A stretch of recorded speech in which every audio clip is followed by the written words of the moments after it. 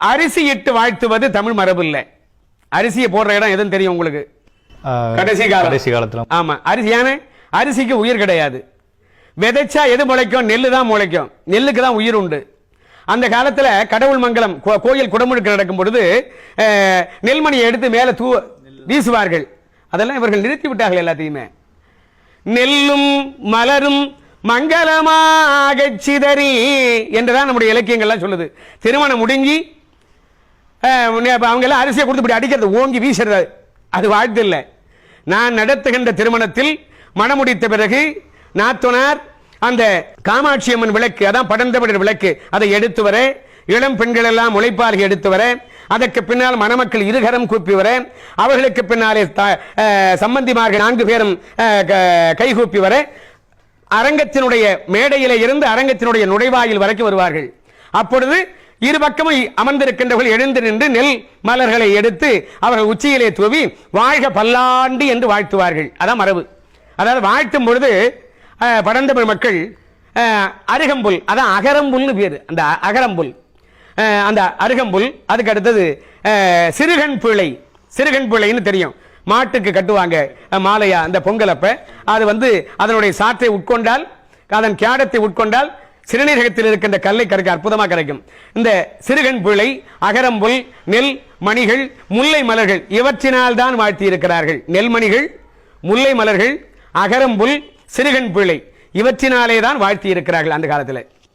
இன்னொன்று, இந்த மாப்பிள்ளைக்கு கங்கணம் கட்டுறதெல்லாம் ஐயரே கட்டுவார். ஆனால் பழந்தமிழ் மரபு என்னன்னா, உறவு முறை தொடர வேண்டும் என்பதற்காக மாமி இருக்க தாய்மாமன் கங்கணம், மாப்பிள்ளைக்கு பொண்ணுக்கு தாய்மாமன் கட்டுறதா மரபு. அதைத்தான் நான் செய்வேன் தமிழ் திருமணத்தில். அங்கேயும் யாகசாலை நடத்துறாங்களே, அது எப்படி? அங்கேயும் வேள்வி உண்டு, வேள்வி உண்டு.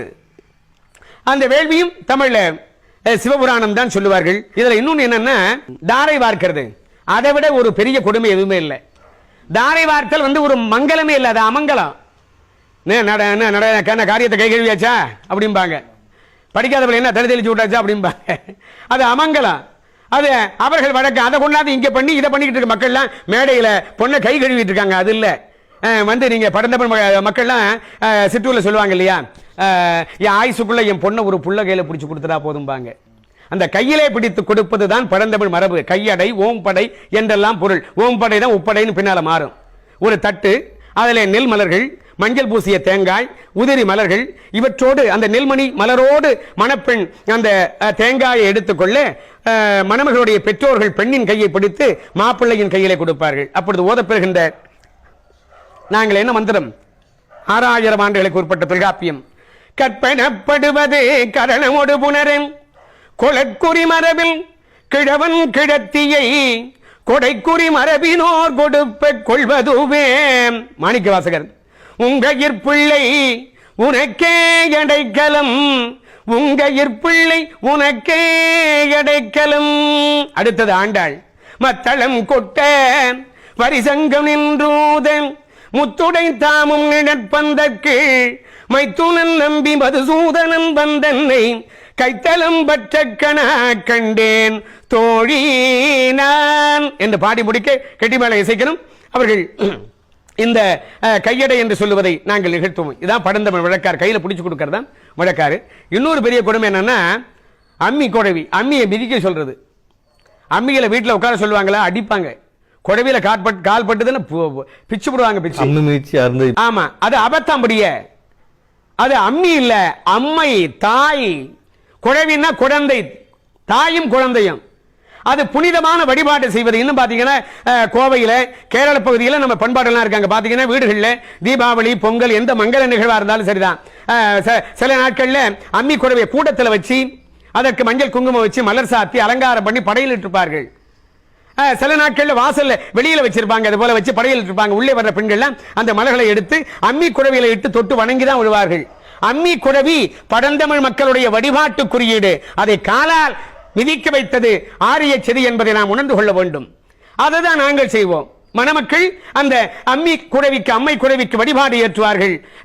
அந்த மிஞ்சி போடுவதை ஒரு மனைப்பலகையில காலை வைக்க சொல்லி போட சொல்லுவதுதான் அந்த வழக்காது.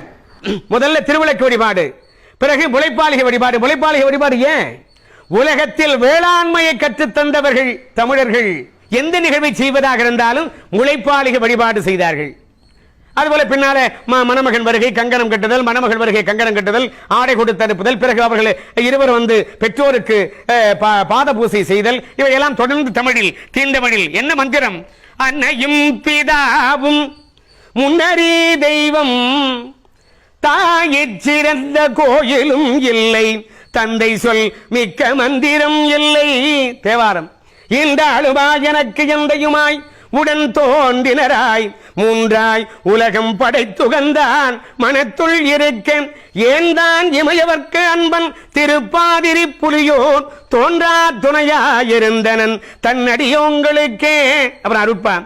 தாயாகி தந்தையுமாய் தாங்குகின்ற தெய்வம், தன்னை நிகர் இல்லாத தனித்தலைமை தெய்வம், வாயார வாழ்த்துகின்றார் மனத்தமர்ந்த தெய்வம் என்று செவிகுளிர உள்ளமினிக்க அந்த தமிழ் மறைகளை ஓதித்தான் நாங்கள் அந்த திருமணத்தை எல்லாம் நடத்துகின்றோம்.